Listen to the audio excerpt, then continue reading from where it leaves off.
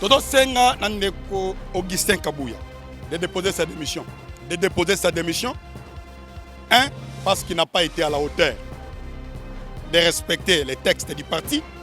Deux, il n'était pas à la hauteur de respecter la parole de l'autorité de référence. Le cas la crise est sali une année, base et désavoué Ndeko Kabouya. Ndeko Kabouya a boy Kolongwa, directement chef Abengi à lobby. Ndeko Kabouya bozo kene na congrès. Ndeko Kabouya laki mokonzi mboka ke soto ke na congrès nazo démissionner. C'est-à-dire tina ya congrès ezalaki Ndeko Kabouya akende ko déposer démission na ye. To revoir statut na biso parce que organe présidence du parti causait déjà un problème na article na ye 26 ya statut. Oezolobake pendant que le président du parti est empêché, là directement triomphira ezokota en marche. Ndeko Kabouya violé na nukaka article wana.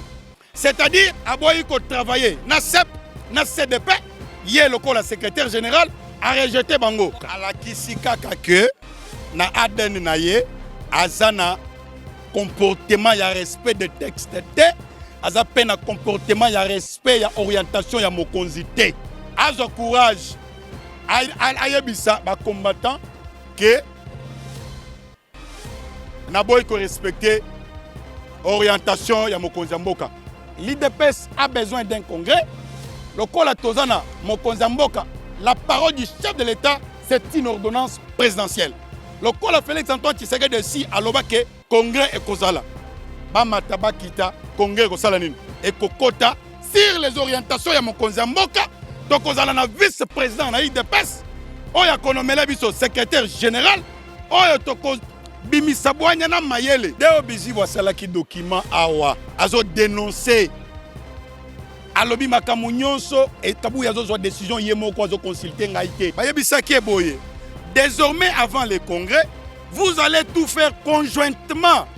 C'est-à-dire la décision est entre vous deux, les deux partis là.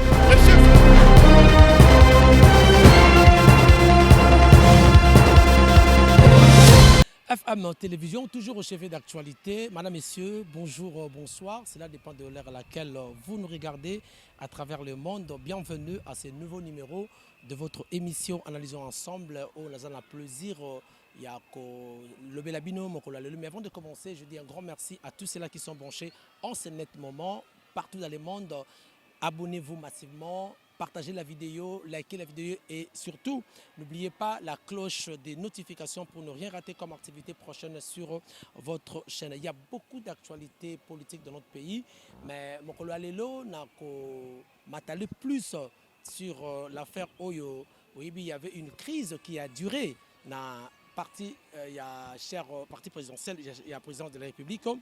Au IDPS, il y avait un petit problème, même tous ces qui, mais tout le monde qui le problème a été résolu.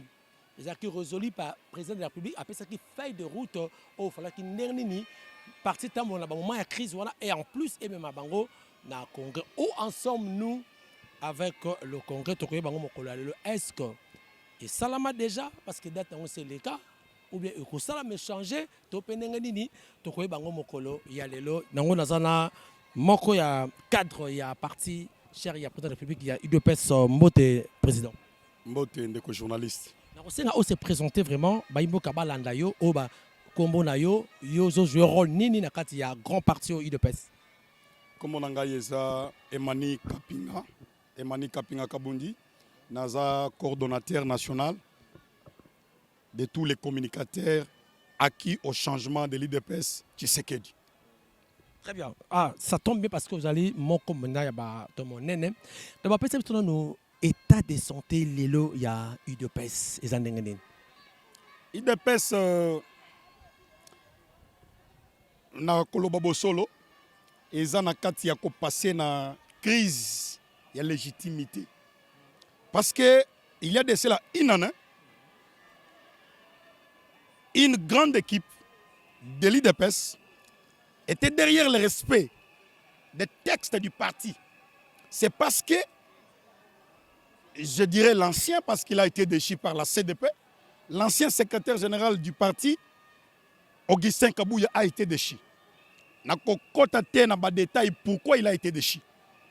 Crise étant consommée, la grande majorité ezalaya exécutif national, la base du parti, tout le monde avait des avoués, le secrétaire général, et dans le moment où comme l'IDP c'est un parti purement démocratique, Kabouya n'avait aucune légitimité, ni aucune qualité, aucun pouvoir d'engager le parti au pouvoir. La raison pour laquelle le chef de l'État, après avoir constaté cela, a ici les deux partis. Parti, il y a respect des textes. Na parti, il y a rébellion. Na texte, il y a parti. Parti des rébellions, ils appartiennent. Parti, il y a rebelle na texte, il y a parti. Il y a parti à Augustin Kabouya. Parce que Augustin Kabouya a été désigné secrétaire général du parti par la CDP. Avec que CDP, c'est l'organe compétent dans le parti et Tchaka, secrétaire général. CDP est le seul organe disciplinaire naï de pes. Oh, Yazana Moussala, il y a qu'à gérer le conflit. Vous comprenez? Il y a qu'à sa solution. Na place ba texte, ils a bien respecté ou bien ils a bien expliqué. Vous comprenez? Maintenant, tant que CDP, il faut comprendre que Augustin Kabouya a désavoué dans l'exécutif national. Vous comprenez?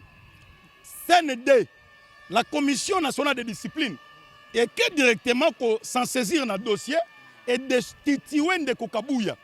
Ce qui Ndeko Kabouya Zalaki, démocratiquement, fils idéologique, il y a Tshisekedi Moulumba. La première des choses, et Zalaki déposer sa démission parce que l'organe habilité y a des choix, n'a qu'à reconnaître et Tchaki est déjà de côté. Mais le col a se rebellé contre organe mobimba, il y a parti, il y a un bengi, quand il y a des rebelles contre les statuts et contre les textes de notre cher parti. Très bien, merci Cordon. Alors, il y avait un temps, au moment où le président de la République a embarqué deux partis, c'est-à-dire parti il y a Kabouya, un parti il y a Deo Bizibou. Ils ont pris plus de 4 heures, dit-on, hein, de 0h, 22h jusqu'à X temps. Et à l'issue, il y a raconte Rwanda, on a vu organisation, il y a matinée politique et ça qui message commun. Tout le monde a lu, tout le monde a qui, et jusqu'à ce que Babaki va organiser congrès du 10 au 14 décembre. Le lot Kobo Tozali le 19 décembre. Qu'en est-il avec le congrès? Et les cas, Topé et Kosa va changer de date, Topé Nengenin. Matondo mingi ndeko journaliste. Na bandi congolais nyoso amoni combattant ya IDPS lelo azo pesa kan ya de obezibo longonya. Pambate tolobaki que quand ya ndeko Kabouya bazo se rebeller contre statut ya parti na contre orientation ya mokonzi mboka. Mokonzi mboka pesi ordre, consigne, orientation. Bokende na congrès. Et kobanda le 10 et kosila le 14. Bato liboso basali ke congrès esimbate eza liboke ya bato bapesaki musala ya comité de suivi. Oyo toye komona ke ce sont des incompétents. Bangone bapesi Ndeko Kabouya chance. Parce que oyo chef de l'État pesa ki bango lokola orientation équipe wana baboyina nous ko faire respecter yango. Alors Ndeko Kabouya comprendre que non, j'ai mon ko ezawa. C'est-à-dire lokola bato baboyi ko tosa mokonzi soki ngape na boyi ko tosa, c'est-à-dire que tokozala elongo bakolo balobaka déjà que non ngana tosa kate mais awa tozo kendelo elongo et monani polele Ndeko chef de l'État lobi boyi congrès banda le 10 et si le 14 décembre et à la fête à Mounene, mon collègue Tienne qui s'est de Moulumba de Rez mémoire à Botamaka. Et nous avons l'objectif, il y a congrès à finalité, nous avons l'année. Naebisaki yo yambo awa ke crise ezalaki. Le la crise est sali une année base et désavoué Ndeko Kabouya. Ndeko Kabouya a boy kolongwa directement chef abengi à lobby Ndeko Kabouya bozo kene na congrès. Ndeko Kabouya laki mokonzi mboka ke soto ke na congrès nazo démissionner.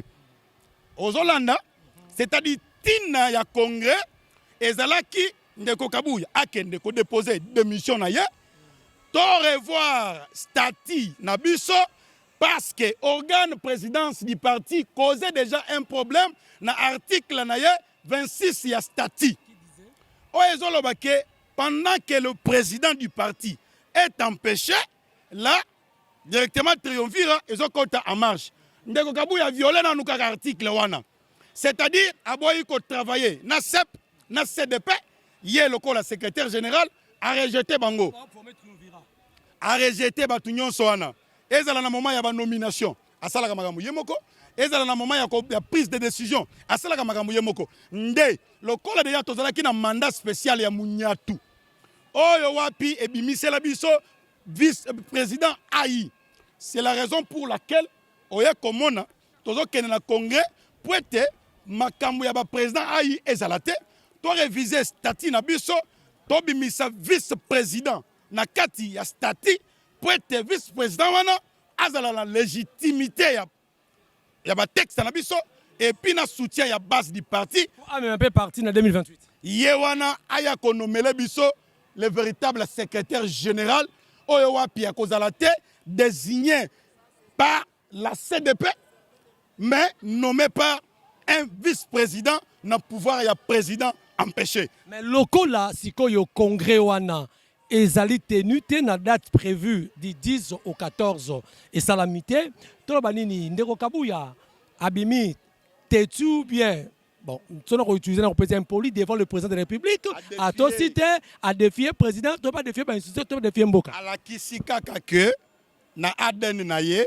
azana comportement ya respect de texte te aza pe na comportement ya respect ya orientation ya mokonzi te et monani noir sur blanc to komi na moment ya congrès salamité jusqu'à ce jour le 19 aujourd'hui ndeko Kabuya tikali ko tenir à tête message mon côté pour na koyebisa ba combattant koyebisa mokonza mboka pour na nini report e salami parce que to yebi na matinée politique moko ndeko Kabuya yebisa biso que président de la République a contribué régulièrement na parti c'est-à-dire ce qui président ya IDPS Félix Antoine Tshisekedi na salaire na ye un dixième ekota na parti c'est-à-dire que mbongo wana ekota depuis azobo konziti lelo il faut de Kabuya lo eke wapi toza na ba conseiller ya président baza na ba récit ba kota mbongo toza na ba ministre ba mandataire bato wana ba kota mbongo maintenant lelo report ya congrès ezadi ya nini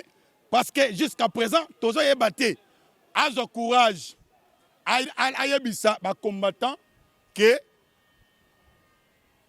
na boy ko respecter orientation ya mokonzi mboka mais nazo yebisa ezala ye ezala comité chargé ya révisitation ya statut ezala commission chargée ya préparatif ya congrès l'IDPS a besoin d'un congrès lokola tozana mokonzi mboka la parole du chef de l'État c'est une ordonnance présidentielle lokola Félix Antoine Tshisekedi si aloba ke congrès ekozala bamata bakita congrès kosala nini ekokota sur les orientations ya mokonzi mboka tokozala na vice président na IDPS oyo akonomela biso secrétaire général oyo tokobimisa bwanya na mayele ba biloko nyonso baza na kati ya kosala na campo omoni ke de bizi basalaki liste sur la demande de Kabuya.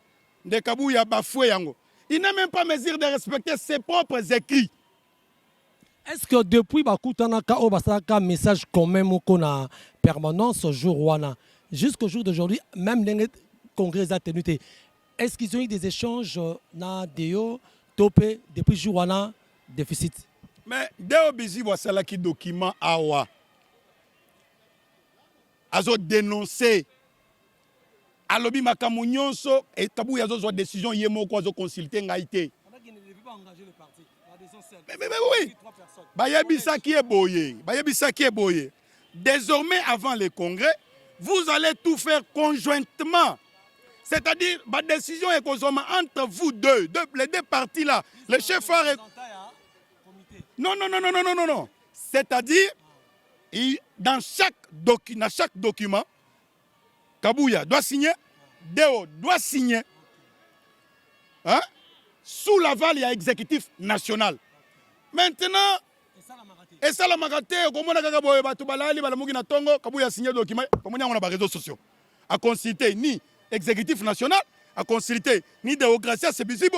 On a des preuves que moi, na mai na makila na ye, na den na ye, azana mentalité, il y a respect, il y a texte, na respect, il y a parole donnée par l'autorité de référence. La décision devait être collégiale, mais Ndeko Kabouya Kosalango, Yemoko. Mais ce qu'on dit qui est derrière Kabouya?